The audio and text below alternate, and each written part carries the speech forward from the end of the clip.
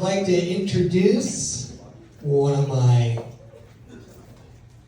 favorite former students, Alex Romo, class of '09, is a professional golfer and social media influencer. We're finally going to learn out what that really means. From Oxnard, California. He attended Villanova from 2005 to 2009 and was at Cal Poly San Luis, graduating in 2014 with a degree in marketing and a minor in psychology. He's competed on pro golf mini tours across the U.S. since 2016 and has traveled to Argentina, Italy, Florida, and Nebraska for qualifying schools for various world tours, European Tour, Corn Ferry Tour, Latin America Tour. Throughout his 7 years as a pro golfer, he has documented his training, tournaments, and reflections on social media and has grown an audience of 1.5 million followers. And yes, he will tell you how to reach his site and where to click follow. So,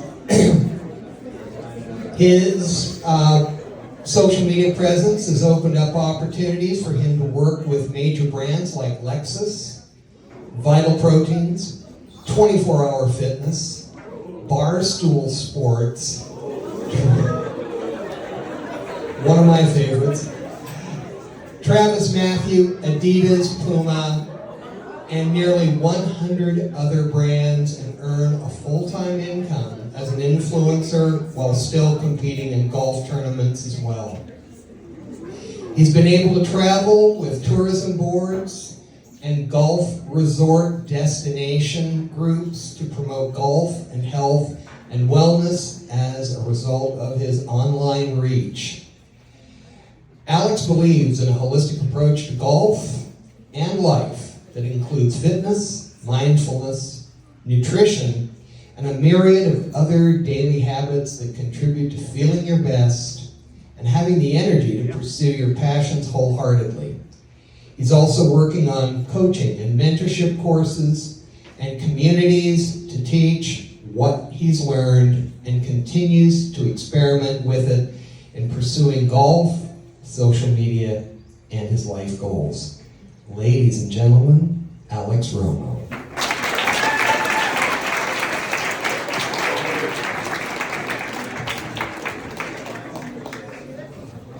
Wow, that was a crazy intro.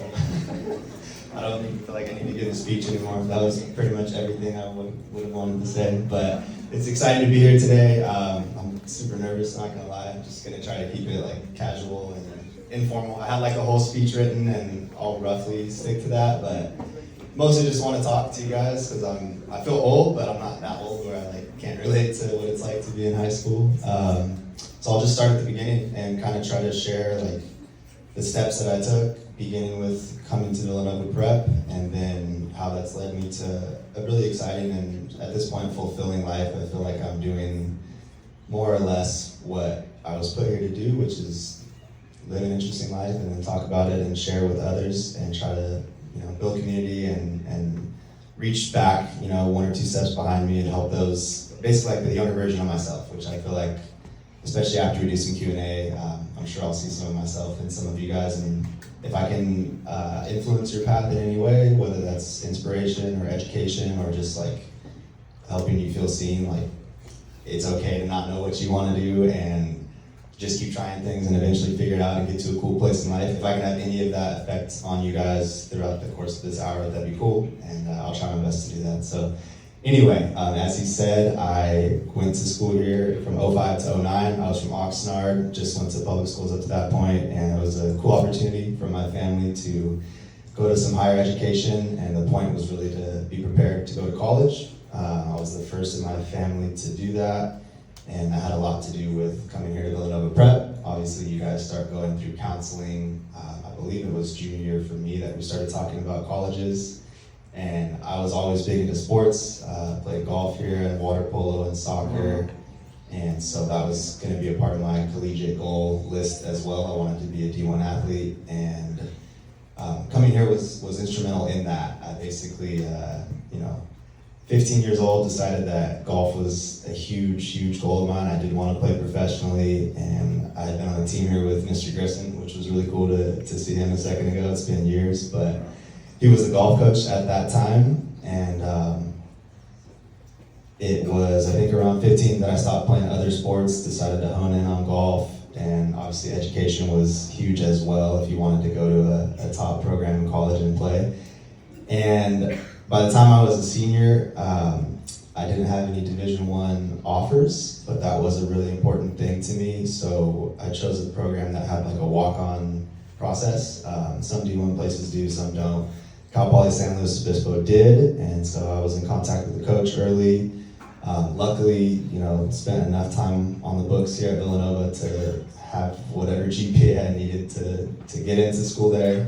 I was really proud of that because I know it was a tough program to get into, and I would recommend it if any of you guys are interested in Cal Poly. It's definitely the real deal. But anyway, I graduated from high school, went to Cal Poly in September of '09 and tried out for the program.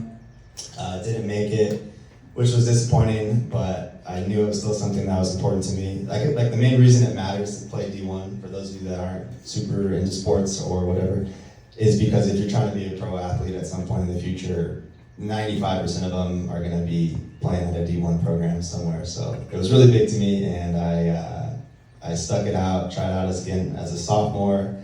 Also didn't make it. I think I was the last guy cut. And then as a junior, I made the practice roster, and I think halfway through that season, got called up to like the actual squad. Somebody dropped off because they had more schoolwork than they thought, or something like that. But finally made it, which was like one of the first instances in my life of this kind of like underdog story of perseverance kind of becoming like my brand or whatever. It just kept going. Really wasn't quite as talented as some of the other guys at that age, just kind of was like a late bloomer, but stuck with it, and eventually it worked out. So that was like a huge self-confidence moment. I can remember like literally crying on the phone with my dad, calling, being like, we made it, man. Like finally, I was like 20 at the time or something, but eventually made that dream come true. And I think I was already like that in high school here. I definitely already had that heart and drive, and sports was where I channeled it, but nothing had worked out for me how I wanted it to. Like, I should be the conference champion in this at age 15 or 16. That's what like the other top athletes are doing. It wasn't like that for me. It was always like, gotta keep working, going through a lot of failure and frustration, and eventually getting to the place that you were trying to be all along and having it be more rewarding because of how hard it was to get there. That was kind of already my story as a teenager. I don't know if any of you guys can relate to that, but if so, definitely I would be someone that you could look at as an example of why keep pushing. It doesn't matter what age the things that you want to happen in life happen. It's rewarding as heck if you just keep pushing and get there. But anyway, I played for 2.5 years for Cal Poly, which was amazing. And when I graduated, I was ready to turn professional. I had sponsorships lined up. That was the summer of 2014.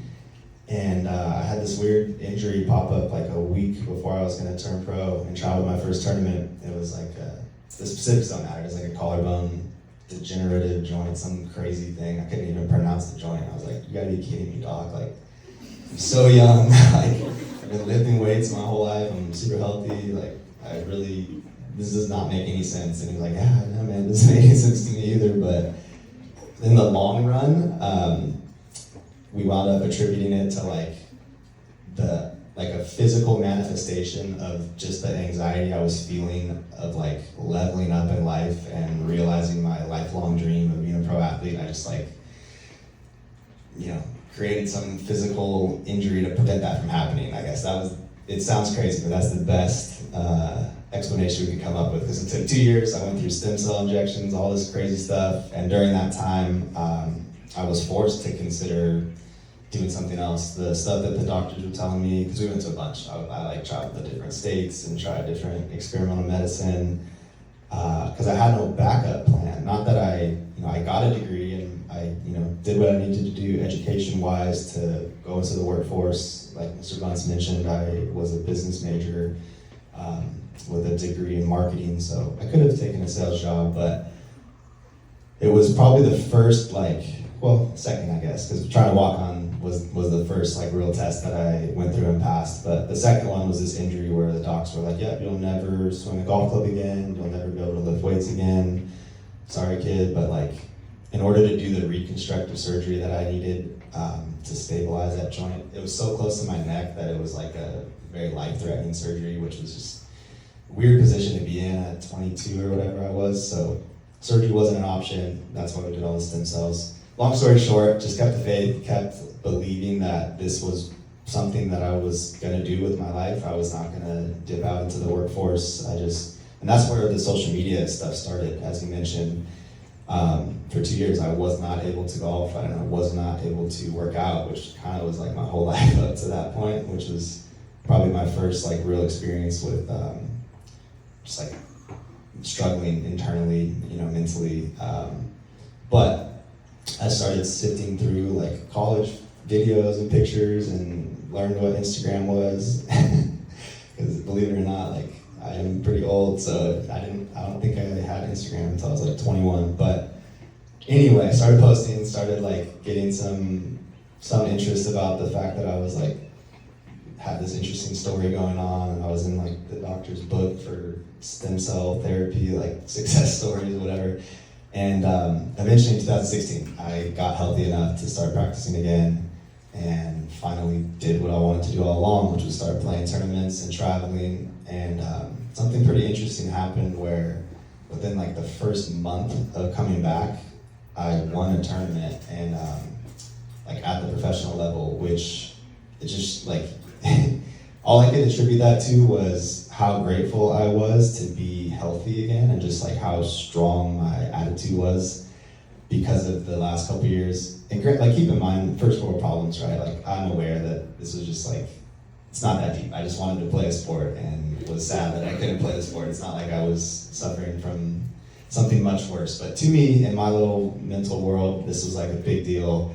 And so I was so grateful to be healthy and just at least get a chance to experience the pro athlete life and what that was like. Because at that point, I had been pursuing that direction for almost 8 years, since I was 14, 15. So I think that was when I first started to realize just the power of the mind, as cliche and cringe as that sounds. It really is true. Because I was not nearly as skilled physically as the guys that had been practicing for years when I was sitting on the sofa doing stem cell therapy. But I was just grateful, confident, happy, and appreciative of the simple things in life, and I think a pretty balanced person at that point. And everything was in the right perspective, and it clicked, and I won, and that was a huge propulsion forward into legitimizing this as a career, because I had my doubts, and everybody did. Well, congrats, you're healthy again, but you're probably not going to be good because it's been so long since you competed and everybody else kept practicing, you didn't. You probably still should just get a job. But I just kept pushing those doubts to the side and kept going, and little by little things started to work out. And at the same time as all this, I also was working. I was catering at a barbecue chain in town, and caddying at a golf course in Westlake, and just doing things to try to stave off getting a real job and give myself a chance to pursue my dreams. I'm only bringing all this up just to say that I can't predict what you guys are going to go through in the next 10 years of your life, but chances are it will look something like mine. You'll have a plan, and you'll take some actions to make that happen, and then something might get in the way that was unforeseen and cause you to doubt that plan or come up with another plan, and that might be really disappointing and hard to grapple with. But truly, I'm sure this is someone else's quote that I just read on Instagram recently or something, but I think it's it will always be fine in the end, and if it's not fine, then it's not the end, or something like that. But that has been my experience so far. Things just I keep making plans and taking action, and then things don't quite work out how I wanted them to. I have a small phase of being upset, and then reminding myself wait, this is just your whole life story. Just keep going. You'll figure out what fulfills you and helps the world, and So the pro golf journey started, and it's very expensive for those of you that play golf. You may already know this. Those of you that don't, I'll educate you right now. It's probably the most expensive sport you could pursue. There's a lot of travel involved. The equipment is expensive. A professional tournament entry fee is like $1,000. You basically just have to ante up money, and everyone puts it in a pot, and then like the top 20% of guys divvy up that pot, and everybody else goes home empty-handed. So in order to pursue golf for like 1 year as a professional and travel and do all the stuff you need to do with coaching, it's like 75 grand. So that's, I don't know, today's day and age, that's probably right around salary for most like professional jobs. So it's tough because you can't do both. You can't like work a professional job as a salesman and then also be a pro athlete, like training and practicing for 8 hours a day. That's just like two separate lives. So guys either have to get sponsored, come from family money, or just be so like insanely good that they win everything. And none of those three were my story. So what started as like an interest in creating videos and excitement over the current landscape of the internet and the ability to attract people that had the same interests as you by sharing your interests online, that was all exciting to me and where it started. But then it kind of ramped up to another level, maybe somewhere around 2019, where I was still struggling as a pro, not like winning every tournament and making money. It was just like I was broke, but just chasing it because it felt important to me and like something that I still could make worthwhile in the end. The social media and content shifted more into me realizing like, oh wow, not only can I have a positive impact in the world, I can also earn a living from this. Let's take it more serious. And so I think it was probably a podcast or something that gave me the idea. I think Gary Vee, actually, he was a huge influence to me and push in the direction of like taking content more serious and realizing the power it had. I think I saw someone like him explain the concept of like, share the journey you're on before you're where you're trying to go. Like everybody's so afraid of being judged and failing publicly that we don't want to like have the chance of potentially looking bad. Like, oh, we go on social media and we set this huge goal and then we fail, and then oh, what's gonna happen if like 3,000 people saw that I failed? Like, I can't bear that. I get it, like it is anxiety inducing, but it truly doesn't matter. Like no one really cares that much the 5 seconds after they have whatever judgment about you they're gonna have. And so I feel like it's a thing that limits a lot of people from starting, but those that do start talking about what they're doing before they've figured it all out, I think are the most inspiring. And that resonated with me and kind of pushed me more in the direction of like, document. Like, I know you don't know what you're doing or feel like things are working out how you want or like you're the level of pro golfer you want it to be.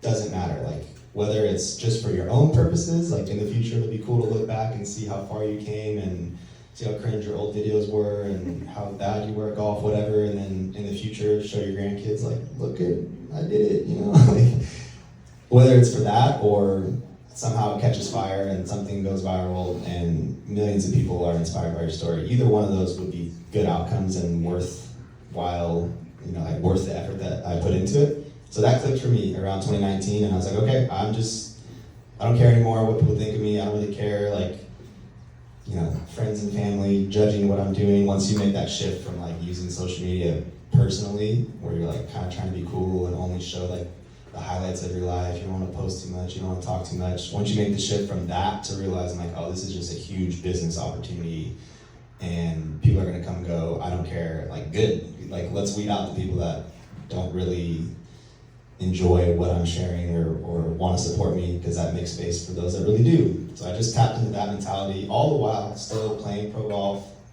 traveling, working the side jobs. And then I think in 2020 when COVID hit and like everybody just kind of stopped and got TikTok and spent like 3 months on their phone in like March of that year, I did the same thing because golf tournaments stopped.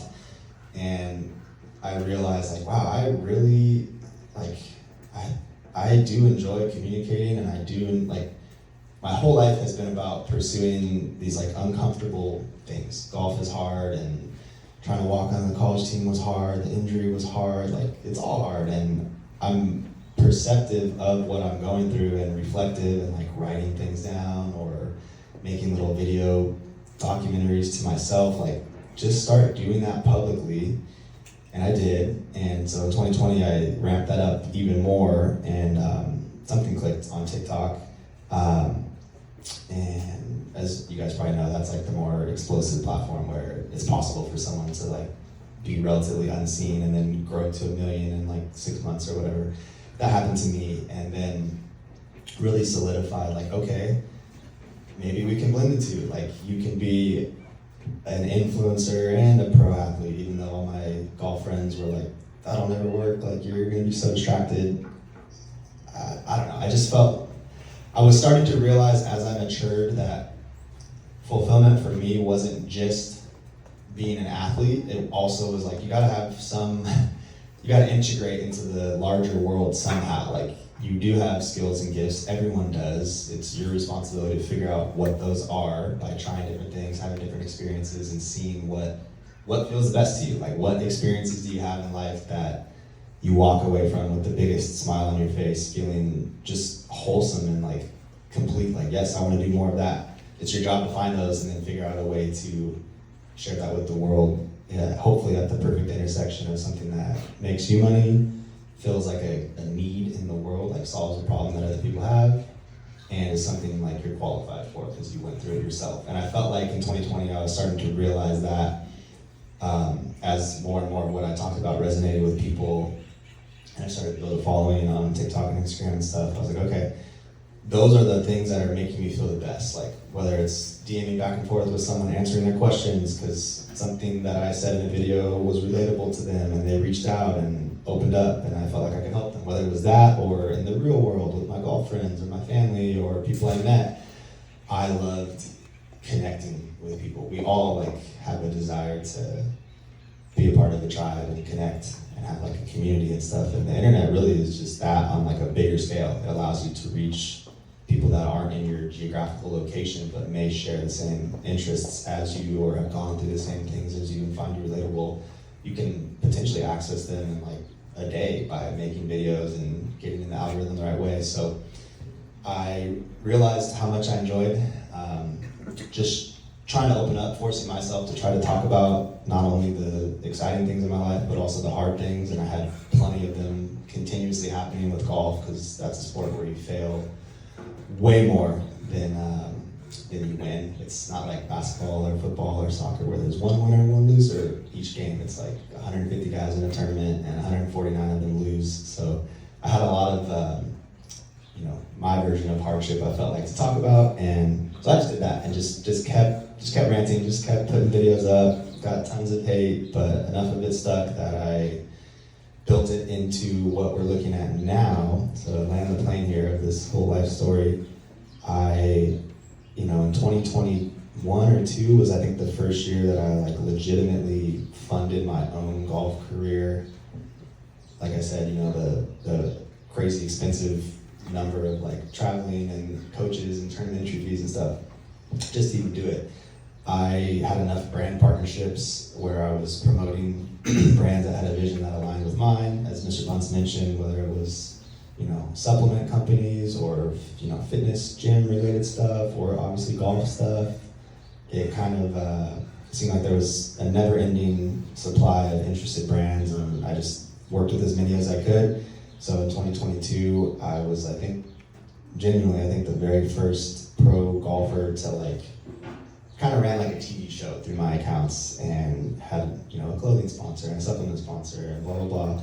And it was enough altogether to allow me to play all the tournaments I wanted to play, do what I wanted to do in terms of talking about what I was doing and experiencing and hopefully inspiring others along the way. And then also growing my own personal brand, which is something that another speech for another talk, maybe I could talk for a long time about why I think it's important to do exactly what I've talked about here in your own way. It doesn't matter if you play a sport, it doesn't matter if you want to be a doctor, just talk about it. It's good practice for yourself, if nothing else, to conceptualize and put on paper or in a video what what is my goal? Why is it important to me? What are the daily action steps I need to take to get there? And then reflect over time, each week, each month, whatever. Is it working? Or do I need to make some changes to my plan? Or has my goals changed? Have I learned something about myself? Is there a new highest purpose in life for me other than this sport or this career? It's all good. Just be aware of it. We're all going to go through those changes.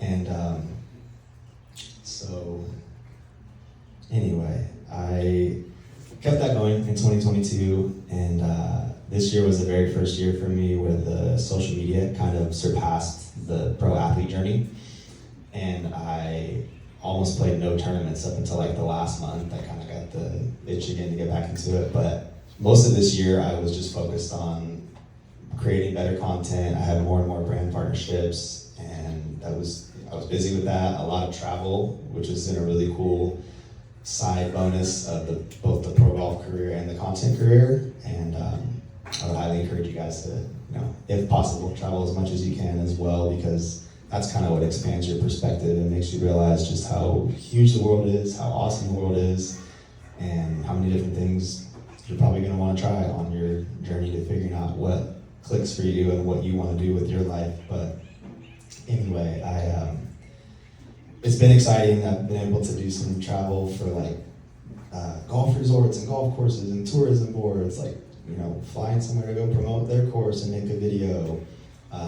It's turned into a lot of modeling. It's turned into some pretty cool clothing partnerships and clothing sponsorships. It's turned into, I remember those damn bees from when during the summers more than anything, right? I feel like every time you try to take a bite of food out here, there was a bee flying in your mouth. What's so crazy is my dad texted me this morning. He was like, my parents are so funny. They were trying to remind me of things that were influential here at school to talk about. He literally said that. He's like, remember the bees? I was like, I'm not going to talk about the bees. That looks stupid. But how long has it been? You have gone on for about 20-ish minutes. Okay. You can do 8 more, then we'll have about 15, 20 for questions. Okay, yeah, I was just gonna I personally feel like if I was in your shoes, the most valuable thing to me would be dude, shut up, I just wanna ask a question. But by show of hands, do any of you guys have questions yet, or do I need to share more first? 1, 2, not that many, okay. I'll talk a little bit longer, and then we'll do some questions too. I guess to try to land the plane here about the whole life story and what I've learned from it. I would say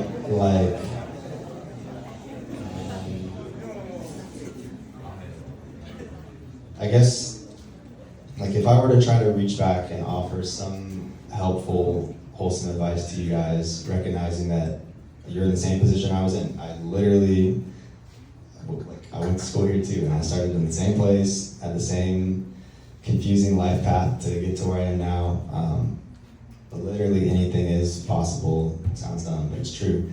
And I think you're in good hands. The staff here and everybody a part of this program really does care. Mr. Bunce has kept in touch with me for, what's that been, 15 years now? That's insane. You're not gonna find that at 99% of schools. So you're in good hands. People really care.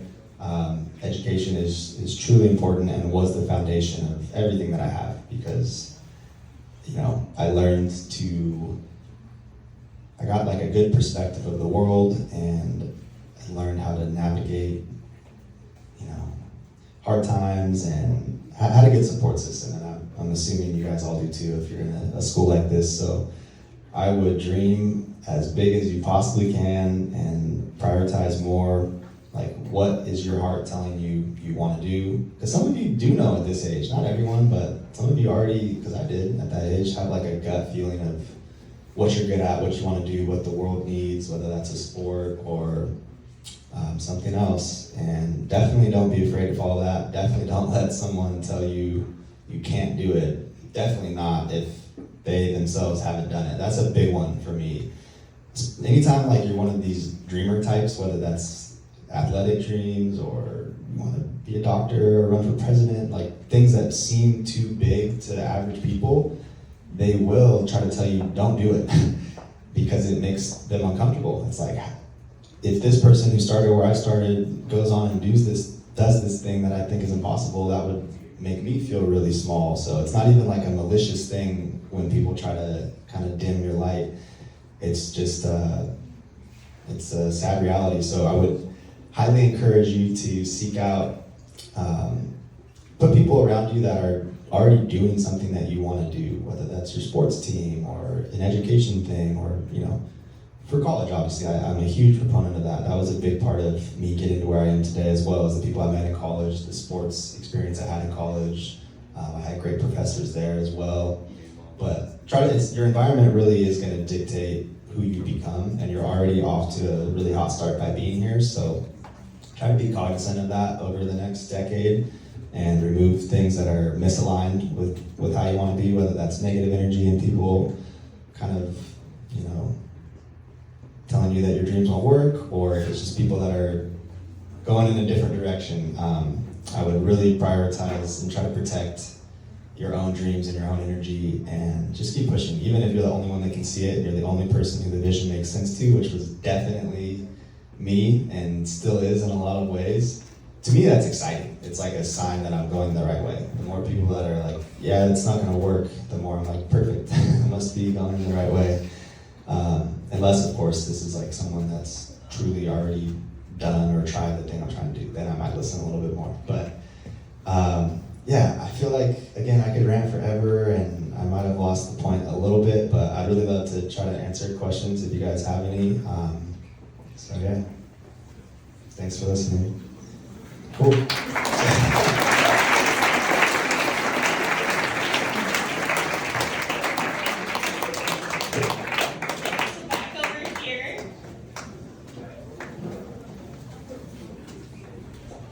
Go into college like knowing what you wanted to do as your major, or was that something that you found while you were in college? Yeah, that's a good question. I'm sure a lot of you guys are feeling that way. Yeah, I tried to, I didn't know. I was into golf, and so I picked something called like ornamental horticulture or something. It's to be able to design golf courses, and then the coach was like, yeah, you can't do that. You gotta pick something a little bit less intricate and complex. So I went with business, and I think that's a huge fallacy. Is people know at 18 what they want to do for the rest of their life, and it's not that you shouldn't be thinking about it when you're in high school and trying to figure it out, but there's definitely no timeline on when you have to figure that out. I'm still figuring it out. That's a huge lie of being an adult, is that we have it figured out. We just keep trying and just get less afraid of failure and less afraid of the challenge of pivoting. It's not that big of a deal. If it doesn't work, try something else. So yeah, you don't absolutely have to know, but obviously I think it is important to be trying to pay attention to your interests at this point, and have a general sense, and the counselors, and when you get to college, they'll help with that as well. So does that help? All right. Over here. Are you natty? I'm natty? Yeah. I am, yeah. Thanks, man. Yeah, I didn't even really talk about fitness. I forgot. I got pretty interested in the whole bodybuilding world. But I'm natty.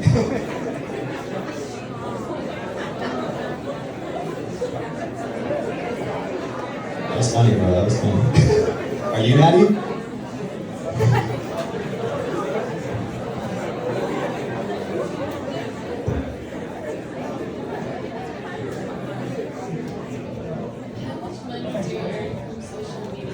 Yeah, that's good. It's in the six figures now. Yeah, it's a pretty explosive career too, and it didn't start that way either. It's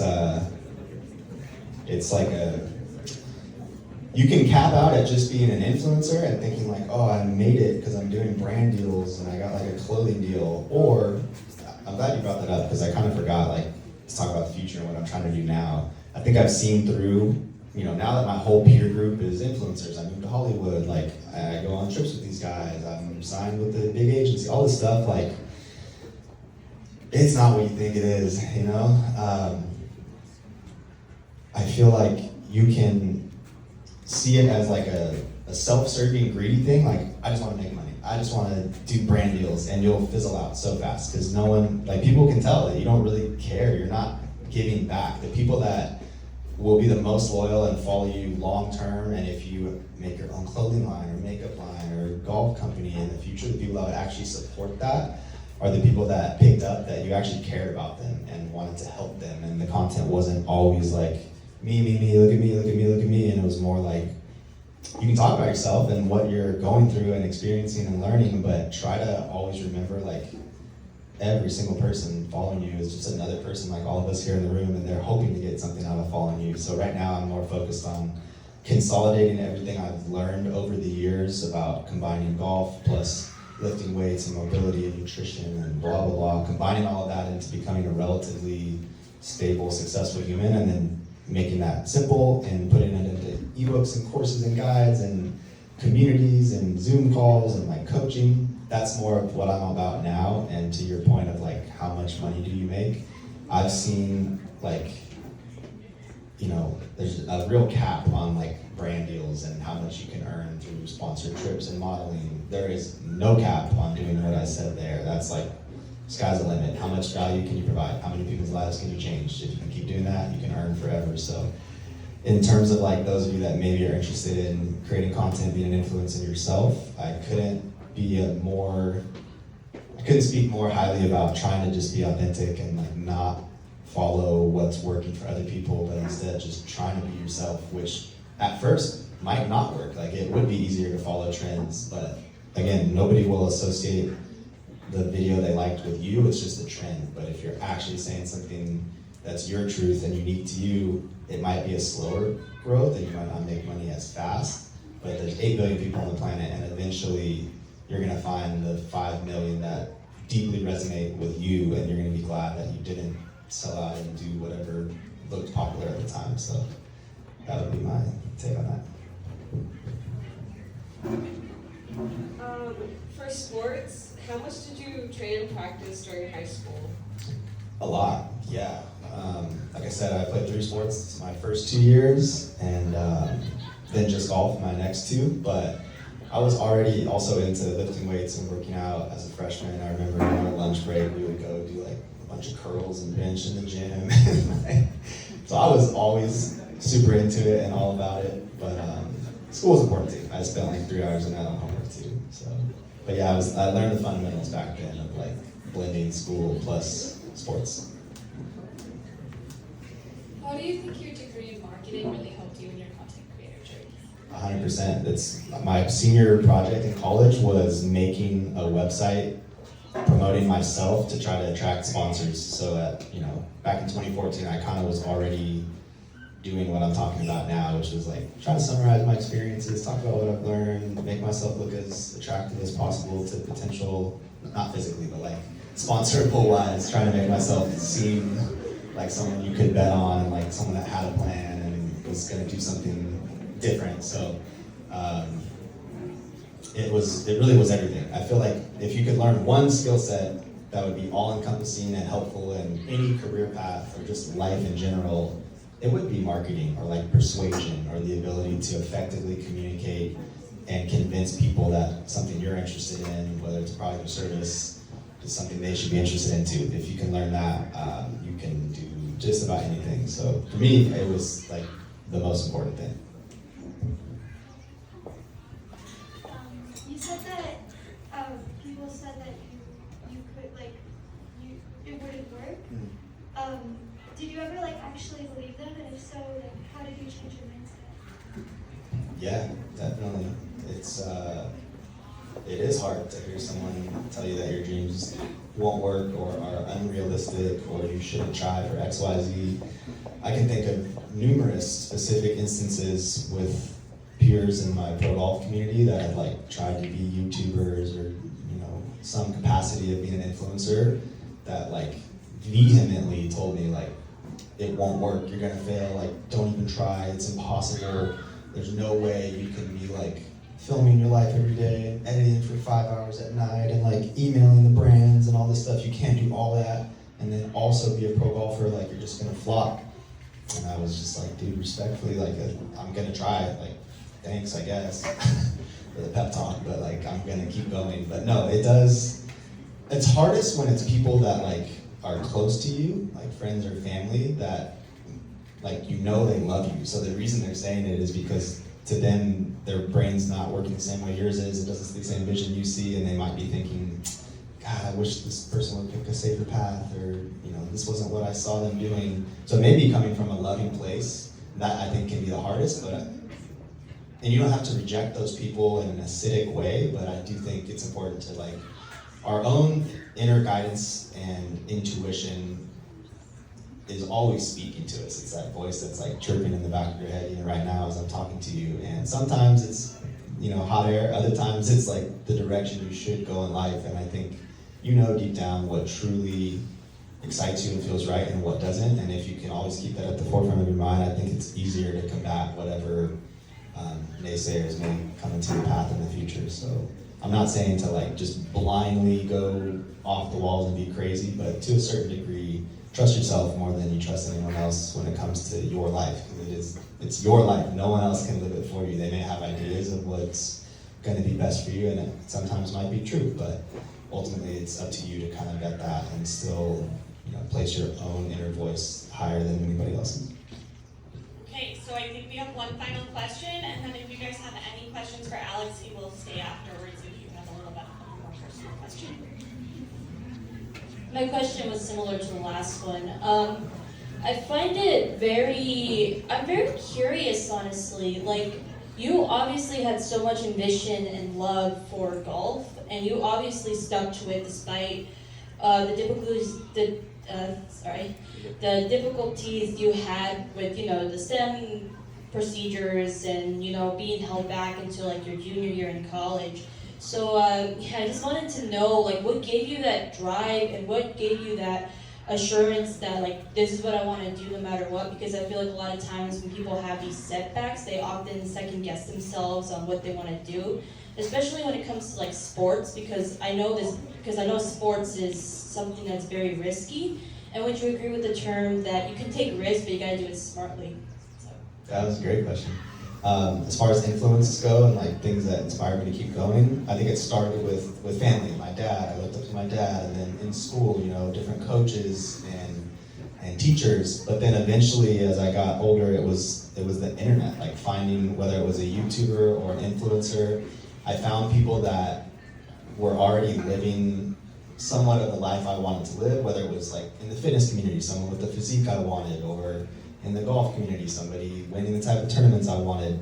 I feel like we all need role models, and it's part of why I'm trying so hard to insert myself in the social media world, because I know that all day, every day, we're all scrolling, looking for things that are either educational, helpful, inspirational, and even if you don't view yourself that way, like others do, whether they say it to you or not. So I think I'm hoping to, at some point, be an inspiration to others as well. But yeah, I definitely, I feel like the internet is probably your best friend in terms of finding people that will, even if you don't know them personally, that people that would be inspiring to you and helpful with advice and whatnot on your journey. Was there a second part to that question that I forgot? Or? I was just asking, like, do you agree with the term, like, if you're going to take risks, you got to do it smartly? Thank you. Yeah, like, it is important to hedge your bets and be calculated with your risks. I'm a huge risk taker, but I still wouldn't advise like doing something that's going to make you bankrupt or something that's physically risky, like within reason. And you know what that is for you. But yeah, I do think in order to build the life of your dreams, it is going to take some risks, and it's probably going to look a little different than maybe what other people think it should look like for you. So that in and of itself might feel like a risk, going against what somebody thinks might work best for you. But again, you'll know in your own heart what's right for you, and yeah, you got it. Okay, thank you so much.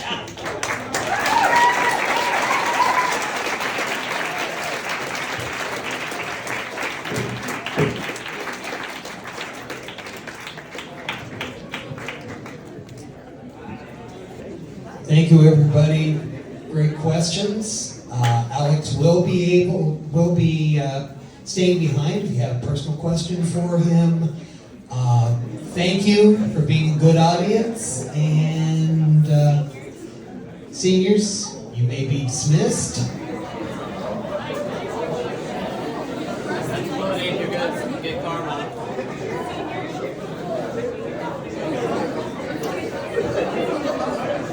Juniors, you may be dismissed.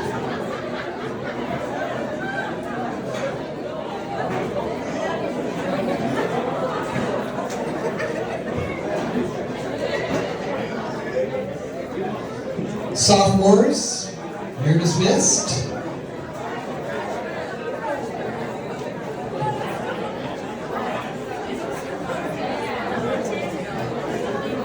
Don't worry, every year you stay, you go a little earlier. And freshmen, you may also be dismissed.